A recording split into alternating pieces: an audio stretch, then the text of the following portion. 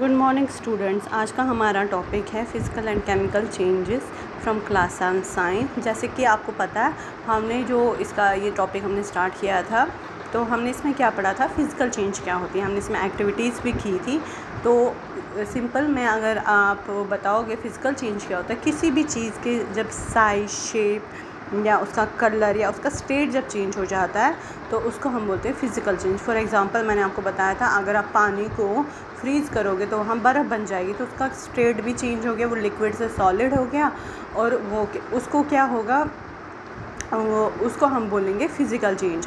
ये है यहाँ पे स्टेट का। अगर आप बोलोगे साइज़ का, ये मैंने आपको चौक का एक एग्ज़ाम्पल दिया था कि अगर आप चौक को क्या करोगे, चौक को अगर चौक गिरा होता है क्लास में, उसको यूज़ करोगे या कोई चौक को अच्छे से मैश करोगे, फिर उसमें पानी मिक्स करके उसको फिर से शेप दोगे तो वो फिर से चौक बनेगा, बट एक डिफरेंट शेप में, बराबर वैसी शेप में वो नहीं बनेगा, बट बन जाएगा। तो उसको भी हम क्या बोलते हैं, फ़िज़िकल चेंजेस। आज हमें पढ़ना है व्हाट इज़ केमिकल चेंज। मैंने आपको बताया था दो तरह की चेंज होती है, एक होती है फिज़िकल, दूसरी होती है केमिकल चेंज। अब केमिकल चेंज क्या होती है वो हम पढ़ेंगे। A change with which you are quite familiar is the rusting of iron. कहते हैं एक चेंज आप लोगों को पता होगी, कॉमन है वो चेंज, हो गया rusting of iron. Rusting of iron means जो भी हमारे घर में कुछ लोहे की चीज़ें होती है, ग्रिल्स होते हैं या ऐसे ही लोहा पड़ा होता है, तो अगर आप देखोगे उसमें कुछ टाइम के बाद उसमें जंग लग जाता है। जंग मीन्स रस्ट लग जाता है उसके ऊपर। अगर आप देखोगे वो ईंट कलर जैसा उसके ऊपर हो जाता है, तो हम क्या बोलते हैं कि इसको जंग लग गया है, रस्ट लग गया है। If you can leave a piece of iron in the open for some time, it occurs a film of brownish substance. This substance is called rust and the process is called rusting. कहते हैं कि अगर आप देखोगे कुछ time के लिए अगर आप लोहा बाहर छोड़ दोगे ऐसे ही, तो क्या होगा, थोड़े से टाइम के बाद आप देखोगे वो ब्राउन कलर का हो गया होगा। ब्राउन कलर का क्यों हो गया होगा, उसके ऊपर रस्ट लग गया होगा, जंग। तो उसको हम क्या बोलते हैं, रस्ट। और जो ये प्रोसेस होता है जिसमें लोहे को ये रस्ट लग जाता है, उसको हम बोलते हैं rusting. Iron gates of parks or farmlands, iron benches kept in lawn gardens, almost every article of iron kept in the open gets rusted. At home you must have seen shovels, spades getting rusted when exposed to the atmosphere for some time. In a kitchen, a wet iron pan, tawa, often gets rusted if left in the state for some time. Rust is not iron, it's a different from iron on which it is gets deposited. Let us consider a few more changes when new substances are formed.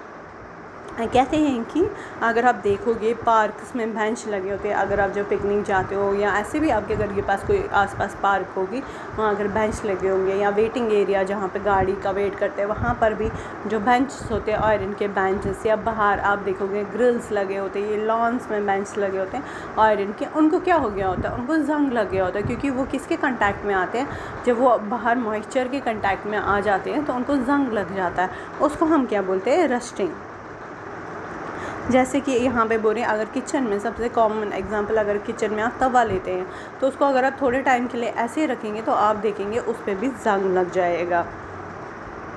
तो कहते हैं कि जो ये it's a different, जो ये ऊपर जंग लगता है ब्राउनिश कलर, बोलते हैं ये आयरन नहीं होता है, ये अलग चीज़ होती है। आयरन नहीं हम बोलेंगे कि लोहे के ऊपर ये लोहा बन गया है लोहा, बट इट्स नॉट आयरन, ये आयरन नहीं होता है, ये अलग चीज़ होती है।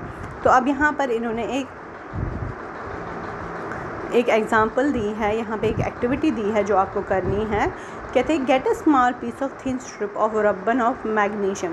कहते हैं कि रिबन ऑफ मैग्नीशियम लेना है आपको, एक स्ट्रिप लेनी है, उसको क्लीन इट्स। और यहाँ पर एक प्रिकॉशन भी दिया गया है कि जब वो जलेगा रिबन, जब हम उसको बर्न करेंगे तो उसको डायरेक्टली और बहुत पास से आपको नहीं देखना, थोड़ा दूर से और ऐसे बिल्कुल उसको सामने से नहीं देखोगे आप लोग। Clean it's tips with sand paper. कहते हैं कि जो उसके टिप्स है उसको किससे क्लीन करना है, सैंड पेपर। सैंड पेपर आपको शायद घर में भी अगर आप देखोगे, सैंड पेपर क्या होता है, जिससे हम कोई भी आयरन की चीज़ घर में होती है ना, प्रेस होती है या कुछ और किसी पर जंग लग जाता है, फिर हम उसको वो ऐसे पेपर जैसा होता है खुरदुरा सा, उससे हम उसको साफ़ करते हैं। It burns with a brilliant white light. When it completely burns, it leaves behind a powdery ash. Does the ash look like the magnesium ribbon? The change can be represented by the following equation.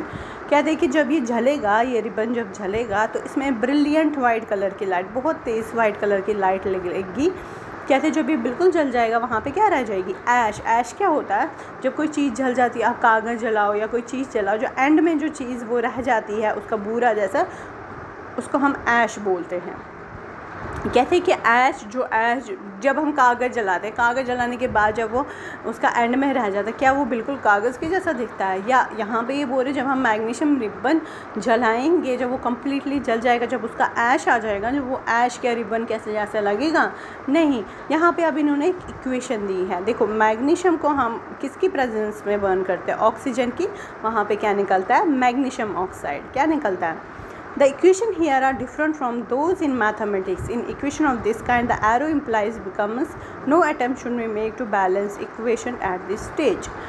Collect the ash and mix it with a small amount of water. Stir the mixture well. Test the mixture with blue and red litmus paper. Does the mixture turns red litmus blue? Does the mixture turns blue litmus red? On the basis of this, how do you clarify the aqueous solution, acidic or basic?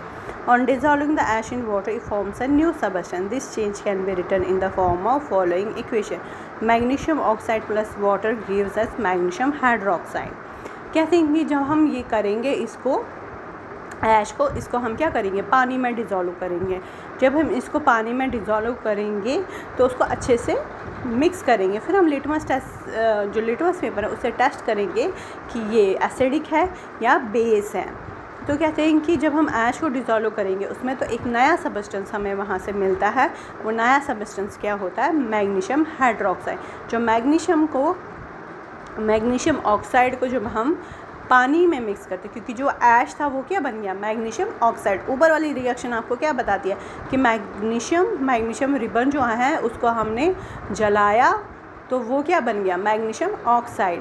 तो जब वो magnesium oxide जब हमें मिला, उसको हमने पानी में मिक्स किया, तो मैग्नीशियम ऑक्साइड को हम जब पानी में मिक्स करते हैं तो वो हमें वहाँ पर क्या देता है? Magnesium hydroxide. इसकी फॉर्मूला क्या है? MgOH2। As you have early learnt in chapter 5, magnesium hydroxide is a base, so magnesium oxide is a new substance formed on burning of magnesium. Magnesium hydroxide is a new substance formed by mixing magnesium oxide with water. तो कहते हैं कि यहाँ पर इस activity में हमें क्या पता चलता है कि जो मैग्नीशियम ऑक्साइड है, मैग्नीशियम हाइड्रोक्साइड है, वो एक नया सबस्टेंस बनता है। ना वो मैग्नीशियम है ना ऑक्साइड। वो मैग्नीशियम हाइड्रोक्साइड जो हमें मिलता है वो क्या है? ये नया सबस्टेंस हमें मिलता है। ये किससे मिलता है हमें नया सबस्टेंस? जब हम मैग्नीशियम ऑक्साइड को किस में डालते हैं? पानी में। तो हमने पहले भी जब मैंने एसिड बेस आपको पढ़ाया था, एसिड बेस में अगर आप देखोगे मैग्नीशियम हाइड्रोक्साइड क्या है? वो बेस है। वो क्या है? बेस है। तो यहाँ पर हमें नया सबस्टेंस मिला, मैग्नीशियम से हमें नया सबस्टेंस मिला। तो अब यहाँ पर इनके कहने का क्या मतलब है? A change in which one और more new substance formed is called a chemical change.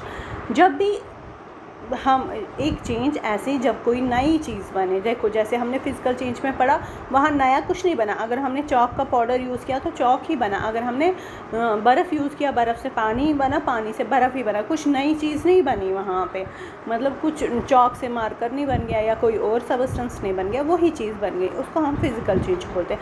But अगर चेंज आने से कोई नई चीज़ वहाँ पर बनती है, उसको हम केमिकल चेंज बोलते हैं। तो केमिकल चेंज का एग्जांपल मैंने आपको क्या दिया? अगर हम मैग्नीशियम को बर्न करेंगे, वहाँ पे हमें मिलेगा मैग्नीशियम ऑक्साइड। मैग्नीशियम ऑक्साइड को हमने पानी में डिज़ोल्व किया तो हमें मैग्नीशियम हाइड्रोक्साइड मिला, मैग्नीशियम नहीं मिला। तो इसलिए यहाँ पे एक नया सबस्टेंस बना। तो आपको याद रखना है, जब कहीं नया सबस्टेंस बनता है तो उसको हम बोलते हैं इट्स अ केमिकल चेंज। जहाँ पर नया सबस्टेंस नहीं बने, वही पहले सबस्टेंस जो बना था वो उसी फॉर्म में वापस आ गया, उसको हम बोलते हैं फिज़िकल चेंज। इसके आगे इसकी जो फीचर्स हैं वो हम कल पढ़ेंगे।